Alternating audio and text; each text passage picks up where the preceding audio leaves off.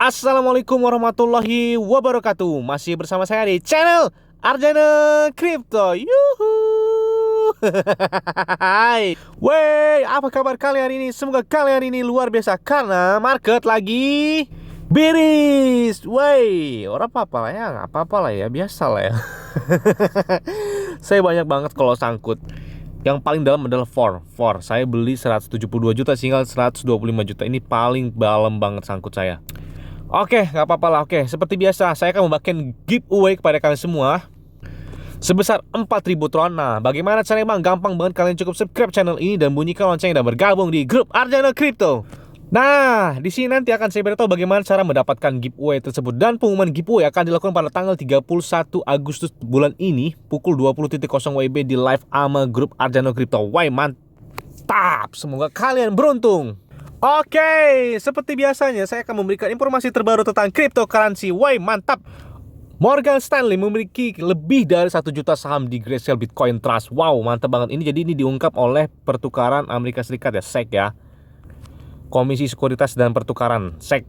File SEC ini menunjukkan bahwa lebih dari 30 dana Morgan Stanley menyimpan sejumlah besar saham GBTC yang terbesar.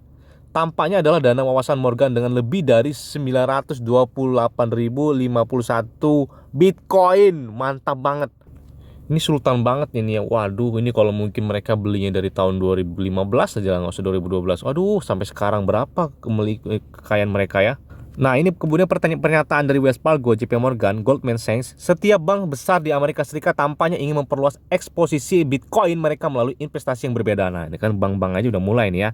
Pertukaran kripto populer Coinbase telah mendapatkan manfaat dari minat ini karena JP Morgan dan pemain utama lainnya membeli sahamnya dalam jumlah besar. Wow, mereka sekarang lagi bertarung kaya-kayaannya dari Bitcoin. Ini luar biasa banget ya. Jadi nggak mungkin lah ini Bitcoin ini banyak ada foodnya, itu biasa lah ya, ada koreksi itu biasa lah, karena begitulah, mungkin dia ketinggalan loh, mau nyorok pas di atas, udah ketinggalan, akhirnya dia berusaha agar Bitcoin ini turun. Sedangkan yang udah beli itu berusaha dia bakal naik gitu, begitulah sepertinya.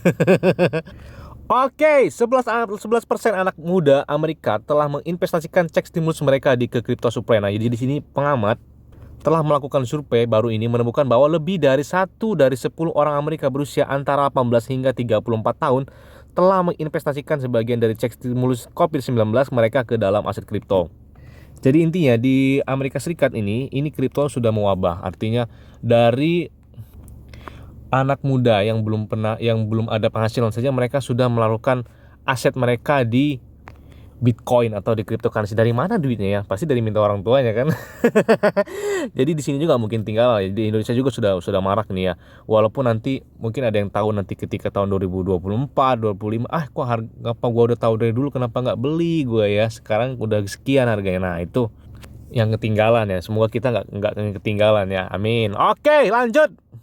Nah, ini dia. 256 juta XRP ditransfer dari Coinbase Wallet. Nah, jadi sebelumnya ini sebenarnya ini informasi yang dari Well Alert bahwa di sini mereka melihat 256 juta token XRP yang ditransfer oleh pertukaran kripto terbesar yang berbasis di Amerika Serikat, itu Coinbase, dalam satu transaksi. Nah, jadi dia mentransfer jumlah kripto sebesar 300.776.300 dolar. Ini luar biasa banget loh. Pada awal pekan kemarin ini ya, ini ada apa sebenarnya? Coinbase menggerakkan 256 juta XRP secara internal. Data yang dibagikan oleh situs web analitik Bitom yang bekerja dengan XRP telah mengungkapkan bahwa transaksi dilakukan antara dompet internal Coinbase. Nah, ada apa ini ya? Anehnya, tempat perdagangan kripto yang terdaftar di Nasdaq menangguhkan perdagangan XRP pada Januari tahun ini bersama dengan beberapa pertukaran utama lainnya seperti Bitstamp, kemudian Binance US dan lainnya, setelah Badan Pengaturan SEC memulai gugatan hukum terhadap Ripple Labs pada Desember 2020 lalu. Jadi sebelumnya itu kan si Binance juga mengalihkan 100 juta XRP ke Cina. Ini ada apa sebenarnya tentang dari XRP?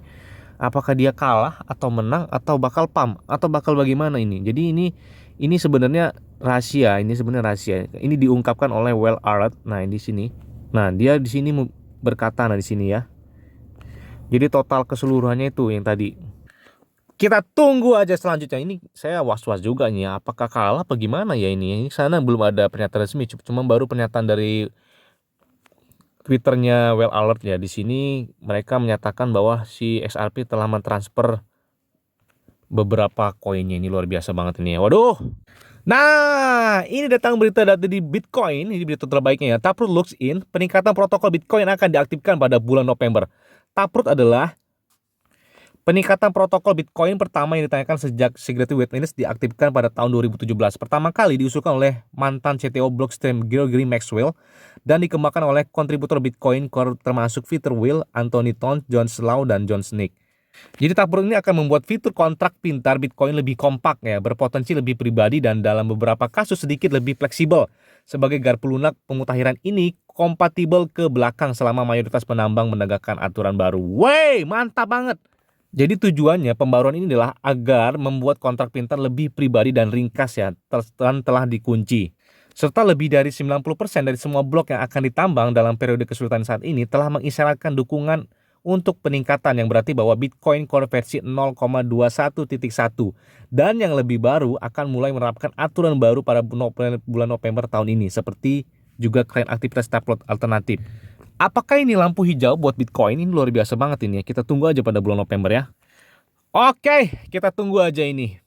Semoga tanda inilah tanda buat bulls untuk mbahnya cryptocurrency itu Bitcoin. Memang kencang-kencangnya itu biasanya akhir tahun sama awal tahun. Nah, itu memang kayak kencang ya, kayak tahun kemarin tuh 2020 sama 2019 juga sama. Akhir tahunnya kencang, kemudian awal tahun sama juga 2020 2021 gitu juga. Nah, ini berita tentang Bitcoin bahwa beberapa analisis hebat jadi mengatakan bahwa mundurnya harga Bitcoin dan ambil untung pada 50.000 diperkirakan. Jadi kemarin tuh banyak yang melakukan take profit ketika memang mungkin paus-paus yang besar-besar ya. Mereka memprediksi bahwa 50.000 udahlah kita ambil lagi, kita serok lagi, nanti kita turunkan lagi ya.